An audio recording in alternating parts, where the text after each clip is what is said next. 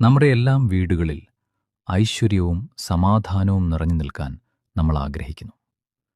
ഇതിനായി നമ്മൾ പലപ്പോഴും ഈശ്വരനെ ആശ്രയിക്കാറുണ്ട്. ഭക്തിയുടെ ഭാഗമായി പലരും ഇഷ്ടദേവതകളുടെ വിഗ്രഹങ്ങൾ വീട്ടിൽ കൊണ്ടുവന്ന് ആരാധിക്കുന്ന ഒരു രീതി ഇന്ന് വ്യാപകമായി കണ്ടുവരുന്നുണ്ട്. പ്രത്യേകിച്ച് ശ്രീ വിഷ്ണുമായ സ്വാമിയുടെ വിഗ്രഹങ്ങൾ വീട്ടിൽ വെച്ച് പൂജിക്കുന്നവർ ഇന്നേറെയാണ്. എന്നാൽ ഇത്തരത്തിൽ വിഗ്രഹങ്ങൾ വീട്ടിൽ വയ്ക്കുമ്പോൾ നമ്മൾ അറിഞ്ഞിരിക്കേണ്ട ചില നിർണായകമായ കാര്യങ്ങളെക്കുറിച്ചാണ് ഇന്ന് ഞാനിവിടെ സംസാരിക്കാൻ ആഗ്രഹിക്കുന്നത്. വെറുമൊരു അലങ്കാര വസ്തു പോലെ കൈകാര്യം ചെയ്യേണ്ട ഒന്നാണോ വിഗ്രഹം?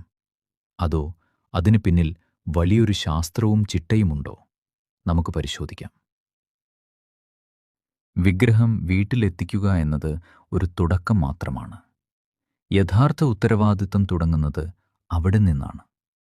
നമ്മളൊരു വിഗ്രഹം വീട്ടിൽ സ്ഥാപിക്കുമ്പോൾ നമ്മൾ കേവലം ഒരു ശിലയെയല്ല വീട്ടിലേക്ക് ക്ഷണിക്കുന്നത്, മറിച്ച് ആ വിഗ്രഹത്തിൽ കുടികൊള്ളുന്ന ചൈതന്യത്തെയാണ്.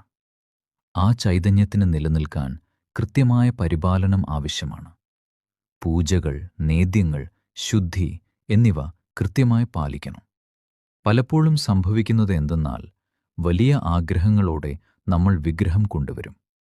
ആദ്യത്തെ കുറച്ചു ദിവസം വലിയ ചിട്ടയോടെ കാര്യങ്ങൾ നോക്കും. നമ്മുടെ എല്ലാം വീടുകളിൽ ഐശ്വര്യവും സമാധാനവും നിറഞ്ഞു നിൽക്കാൻ നമ്മൾ ആഗ്രഹിക്കുന്നു. ഇതിനായി നമ്മൾ പലപ്പോഴും ഈശ്വരനെ ആശ്രയിക്കാറുണ്ട്. ഭക്തിയുടെ ഭാഗമായി പലരും ഇഷ്ടദേവതകളുടെ വിഗ്രഹങ്ങൾ വീട്ടിൽ കൊണ്ടുവന്ന് ആരാധിക്കുന്ന ഒരു രീതി ഇന്ന് വ്യാപകമായി കണ്ടുവരുന്നുണ്ട്. പ്രത്യേകിച്ച് ശ്രീ വിഷ്ണുമായ സ്വാമിയുടെ വിഗ്രഹങ്ങൾ വീട്ടിൽ വെച്ച്